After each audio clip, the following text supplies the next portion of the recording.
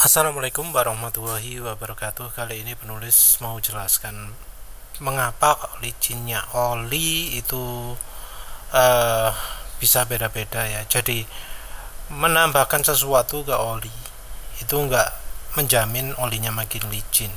Jadi seringnya licin itu hanya pada satu kondisi saja. Jadi kita harus tahu bahwa yang namanya jenis pelumasan itu ada tiga ya. Ini grafiknya kurang begitu pas, yang lebih pas mungkin yang ini ya. Jadi ini maksudnya adalah ini ada oli, ini ada logam yang saling bergerak satu sama lain. Jadi antara dua logam yang bergerak itu ada oli di antaranya. Ini tahap ini namanya hidrodinamik. Itu adalah ketika sama sekali tidak ada gesekan logam ya. Terus ada yang namanya boundary lubrication. Ini adalah ketika sudah full terjadi gesekan antara logam dengan logam. Yang mixed lubrication ini adalah ketika yang bergesekan logamnya sebagian saja, enggak keseluruhan. Jadi ya ada yang gambarnya kayak gini, ada yang gambarnya kayak gini. Nah ini untuk penjelasannya sendiri di sumbu X ya, kita pakai yang ini ya. Ini untuk lihat sumbernya di mana ya. Ini sumbernya dari material ini. Mungkin penasaran C18 fatty acid ini apa maksudnya, kok diselidiki. Ini adalah karena katanya,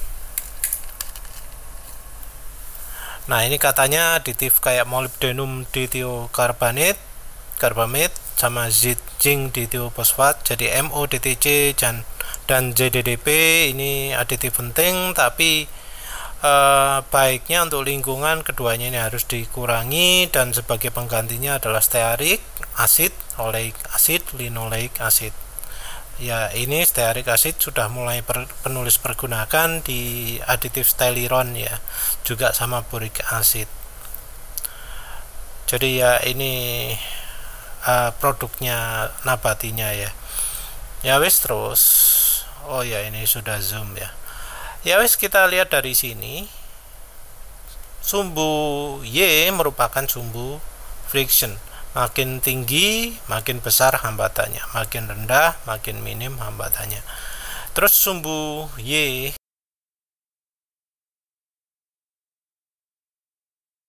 ini adalah efek dari viscosity, kekentalan.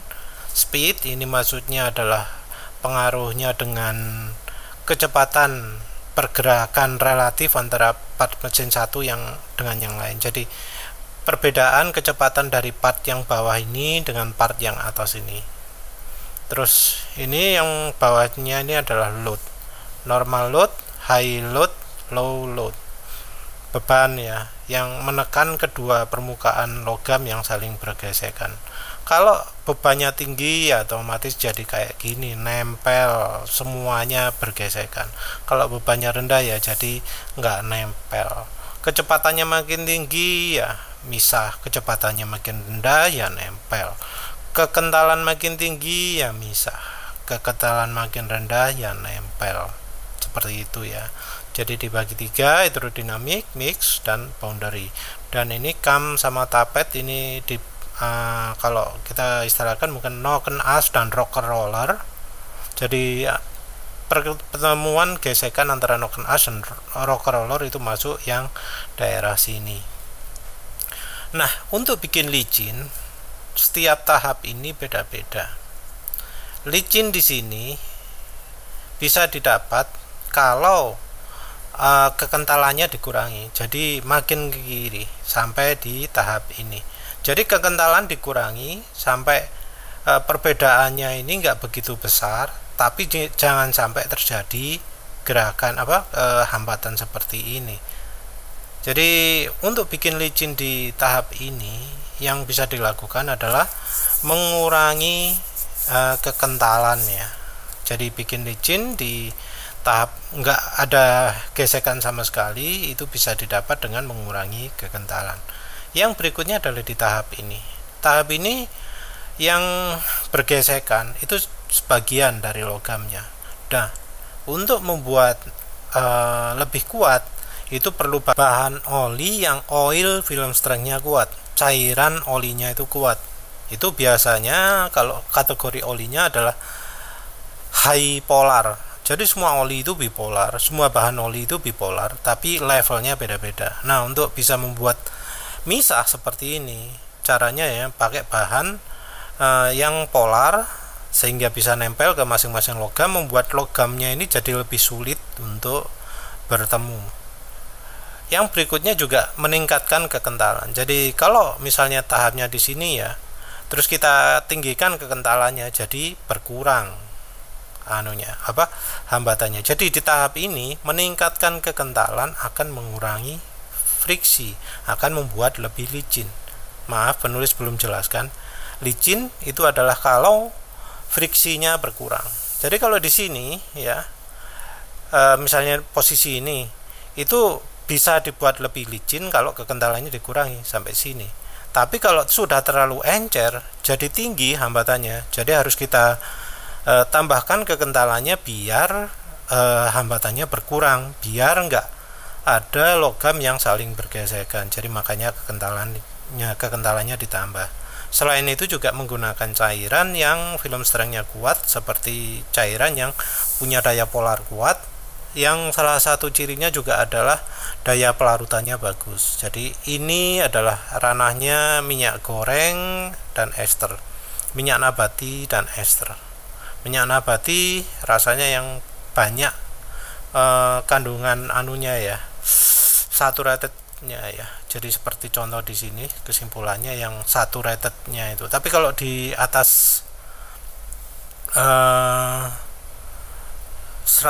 derajat kayaknya unsaturated ya, ambulah, silakan pelajari sendiri dokumen ini ya, mekanisme C18 fatty acid ya. Ini mempelajari efek minyak nabati, kandungan minyak nabati pada oli ya. Wes terus, nah anti aus itu tidak bekerja di sini. Jadi karena yang bergesekan sedikit, logam yang beradu sedikit, maka anti aus ini efeknya kecil di sini karena ya bebannya juga lemah. Jadi di tahap ini ketika olinya membuat logam enggak bersentuhan secara langsung, aditif anti-wear, aditif EP, aditif moly, ZDDP itu enggak ada manfaatnya di sini. Kalau di sini ya ada sedikit. Di bagian yang bergesekan ini ada ZDDP, ada moly, itu akan membantu licin, tapi tetap tidak banyak membantu. Yang banyak membantu adalah kekentalannya dibuat lebih kental atau pakai film strength yang kuat. Terus di tahap inilah, tahap boundary lubrication ini, baru aditif oli itu membantu banyak. Aditif anti aus, aditif extreme pressure. Di sini karena sudah banyak bergesekan antara logam dengan logam, aditif anti aus akan sangat mempengaruhi. Jadi akan bisa mengurangi frictionnya ya, tapi nggak semua, karena ada beberapa yang fungsinya adalah melindungi logam. Nah, melindungi logam itu belum tentu bikin licin ya. Jadi melindungi ya mencegah aus. Nah, mencegah aus belum tentu bikin lapisannya itu licin. Ya, memang ada beberapa yang licin. Ya silahkan lah kalau misalnya penulis dianggap salah. Oh, semua yang anti aus itu pasti licin, ya silahkan. Tapi anti aus di sini ya fungsi utamanya adalah mencegah aus, bukan untuk bikin licin. Jadi mestinya ada anti aus yang enggak licin, ada anti aus yang licin. Tapi yang jelas anti aus di tahap ini dan tahap ini tidak akan bikin olinya makin licin.